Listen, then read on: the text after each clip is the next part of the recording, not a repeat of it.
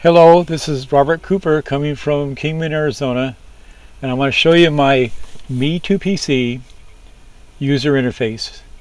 This is a JavaScript program that I did not create. It was created about 2012. A gentleman on GitHub. His name I forget. I will put a link to his MIT license and his GitHub site in the comments below. So what I'm going to do is I'm going to show you it is now possible with my process, and this is a copyrighted process, and I'll explain why it's copyrighted and not GPL at this point at the end of the toward the end of the video. All right, this allows you to use a HTML website, or you can use this user interface, which is a JavaScript system that has a very easy to customize API. And so what's happening is that I have if I click this link down here where it says execute me2pc command, that puts bash, and you can see the cursor doing its processing. It puts bash into a listening mode for the downloads directory, right? And don't disregard that. I was checking to see if I had caps locks on for a password. So this is my downloads directory, right? And what I'm going to do is, this is on the internet. You can see it right here. You can go to this interface and check it out yourself. It's me2pc.com/me2pc_UI, and that will get you here to this point here, right? And what these do, you're going to get some errors because I haven't fixed all the links, because there has to do with cross-domain zoning within security for the browsers. You can't go across two domains, and I'm working on that. I've got it successfully done on another website. I need to work on this one. So what happened is I go up here, it says rub commands, right? And it says right here, this test, it's basically it's a oh, okay, mouse over. Come on. All right, so you click on app get update, and it downloads the file over here, right? It'll you can see where I've done it before. I'm gonna close that, and okay, so it downloads the file to here, and I'll show you that. Watch for the file here, right? And there it is. That's the file. I'm going to show you what's inside that file. It has a sleep for 2 seconds, so you can see it here. See the stars? That's special to this program. I don't have to have stars in it. That's the reason I do this. It's for the processing. And then it sets a read command that holds this genome terminal when it comes open after it runs the sudo apt-get update command, right? So that's what that is. So basically what I'm doing is you would think normally you click on a icon on a computer and it executes the program. What I'm doing is I'm clicking the icon, or you can run it actual from the download from the file access on the website. But on this one, I'm just clicking the icon. It downloads the file. But what I do is, watch this. I click this, watch the cursor. Boom! It picks that file up and it's going to run it right there. See that? It tells you what the command is right at the very top. So what I'm doing is I read the command up here, and if you see there's a this doesn't happen generally within the Linux terminal, and this is where a lot of times people get in trouble. All of a sudden they'll run a command and their system's hosed. You would think like, well, is that possible? Yeah, unfortunately it is. If you type that sudo password in, this structure, this program is going to do anything that the program you gave access to that program then. But you can see it. It's sleep 2, and it's going to run the sudo update command, and then after that it says read, and then press any key to continue. So that's a safe command.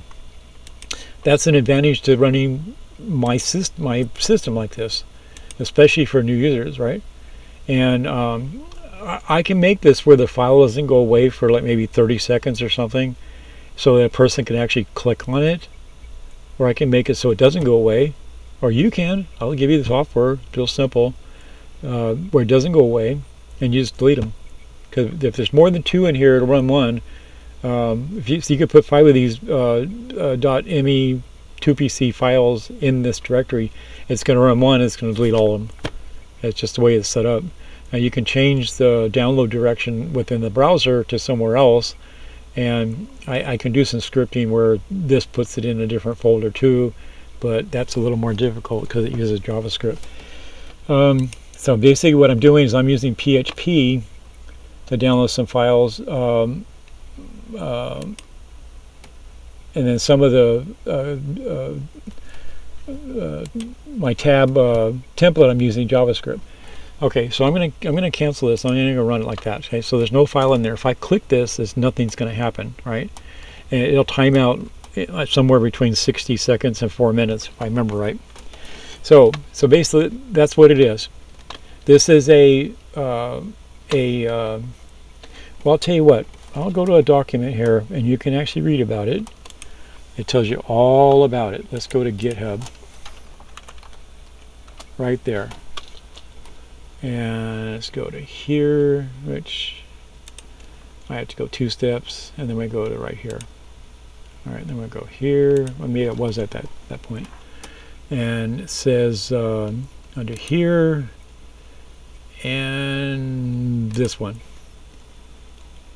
If I got the right file. There it is. It's a technical deep dive into, and I'll put a link to this document, and it tells you the whole story about what I've done. So let me get back to that, why it's an MIT license credit is supposed to be given to me, and a link back to my contact information or my website. And I'm not sure how you want to do it. It just need to be given you credit.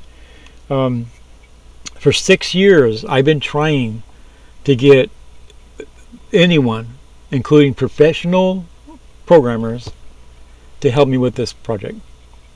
As soon as I told him what I was planning on doing and what it's capable of, because I already tested it with different ways, crickets, no response, no reply to emails. I'd even offer to pay him money, nothing.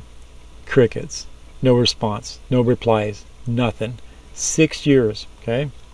Because of that, because it's now it could be a lot of these professional programmers, or the better knowledgeable guys in the groups on Facebook and Telegram and Decor.